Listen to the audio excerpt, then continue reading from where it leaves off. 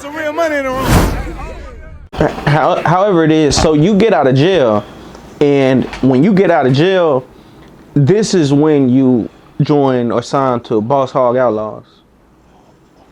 Yeah, but you know, it was Boss Hog before then, because you gotta remember, I was one of the ones with Slim that left Swisher House together, and we started doing the Boss Hog. You know what I mean? You know, we left together, you know what I mean? So if somebody do their research, you ain't never heard Boss Hog without me, you know what I mean? Right. You know, it's no Boss, you know, it's from the beginning. You know, I believe our first CD called Coming Out Hard. You know what I mean? You know, I'm rapping right behind Slim. You know, we left Swish House together. You know. Right. Well, when you get out, I'm trying to see how do you get back to the music after everything done transpired in Houston? It was expected of me, and I ain't writing out one. I don't know why I ain't writing out one motherfucking rapping jail ever. But it was expected of me. And you know, when I came home, you know, I think me and Rayface hooked back up.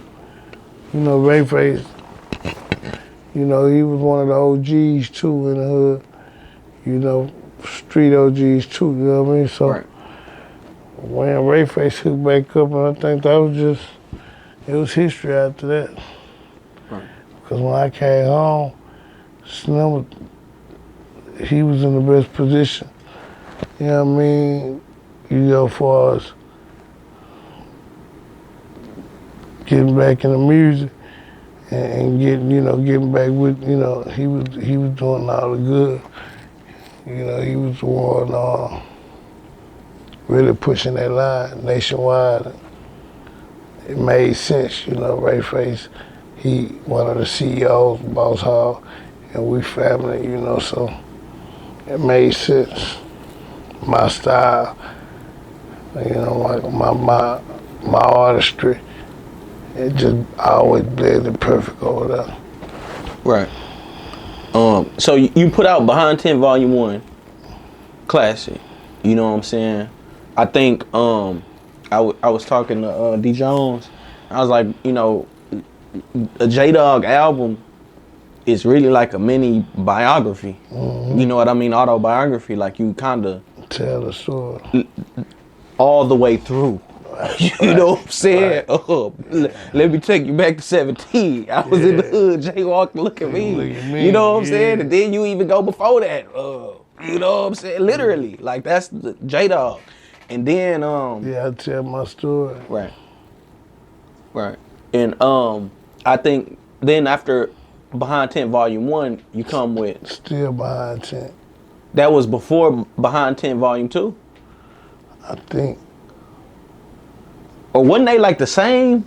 I know some of the songs was like the same. Yeah, I think that was before Behind 10 too, Still Behind 10. Right. And then I did the joint project with PJ, Hogging and Shining, and the Serve and Collect project. Serve and Collect was hard. And then Behind 10 too. With then you had that project with it was Zero, you, and Lil C, yeah. Keep on Stacking. Yeah, Keep on Stacking, part 1. Yeah, that was cool. Yeah, yeah. I miss my Lil C. Lil C, my man. Yeah, that was hard. That was hard. That's my little bro. But when you came with Behind 10 Volume 2, it was like I say, industry level. Yeah, cause we just music. Said, we gonna do our real original beats. You know what I mean? Right. You know, a lot of that Behind 10-1, boy, we would have known better. Could have been under some original beats. I love that one. That one hard. Yeah. I love that one. You can't feel my pain. You know what I'm saying? When you made, and I don't want to stick too deep on the past, but when you made First 48, like how did that change your life? I don't know. I think First 48 it just gave me it was a different edge in them goddamn clubs with First 48, man. You know, it just my shows always is crazy. My shows, you know, my people word for word, every song, you know what I mean, at the shows back then. And First 48 just gave it a different kind of That bitch so hard. Snoop Dogg sent me the remix. Snoop Dogg? Yeah, before I ever met him, he sent me the remix. He put 2 verses and a chorus on it. That's hard. That's hard. Yeah. Well, you know, we talked about the last album you just did. What do you have coming up that we can expect? Man, we finna drop this bad EP. And then we don't know if we want to drop Behind 10-4 real quick, or do we want to just start a new cycle of you know what I mean? You know, maybe we might be at the end of the Behind 10 saga, you know what I mean? So maybe it's time. Hell of a saga. Yeah, so maybe it's time to, you know, go another direction. But definitely we finna drop a lot of music. And thanks to Percy, we finna do my book.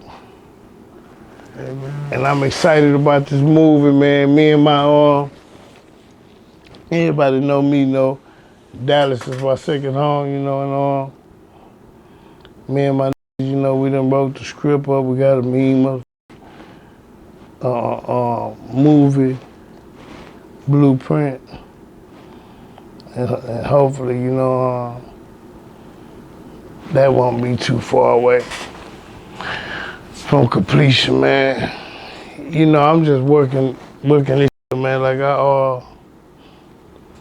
Like I said, new management, and I got a motherfucker work like he on powder or something. This motherfucker, this nigga D-Joe. That nigga act like he be these Ritalin or some. Right. Yeah, but yeah, so. But with that type of structure right there, man, I just feel like my fans deserve it, but I don't know if they know how much of it they finna get. But they, you know, we back. Right. We back, man. I've been watching Twisted Black, man. I'm loving that shit. I've been watching Twisted, man. I'm watching OG, man. I remember being heartbroken watching him, you know, get shocked up. And to see what's going on now, man, I'm excited for Texas, man. I ain't gonna lie, when we lost Pimp, I was like, boy, Texas took a blow. But we gaining some, you know, legends back, and I'm super inspired right now, so let's get it, man. Yeah. I just want to ask this before I let you go. One of the people who has like the voice in Texas is Sauce Walker. My boy. Walk. I did an interview with Walk a while ago. He referenced you in your music to his era of coming up, and he came up in a very interesting era of Houston. I remember it. The click era is what I call it. They Mash Mode 100. It was a lot of clicks in Houston. Even a lot of the clicks that are going on right now spurred off of that era. And you came up in a slightly different era. It was more like the gangs were the big focus, and now it's the clicks. What did you see and know about that era? How do you feel about that? My era? The click era. Oh, yeah. Man, Man, I don't know, man. It happened so quick. It scared me. Cause in that era, every other day, it was a new gang. You know what I mean? They had a new gang. You know what I mean? All they had to do was go get the tattoo, get a chain, and what I'm talking about, you had all kind of names of gangs, and they all was ready to kill and die about it. So it was a little weird trying to adjust to it. Kind of glad that's over, you know what I mean? But it gave birth to a lot of shit we seeing now. You know what I mean? So I'm loving it, you know what I mean? At first it seemed like it was gonna be hell of a divided.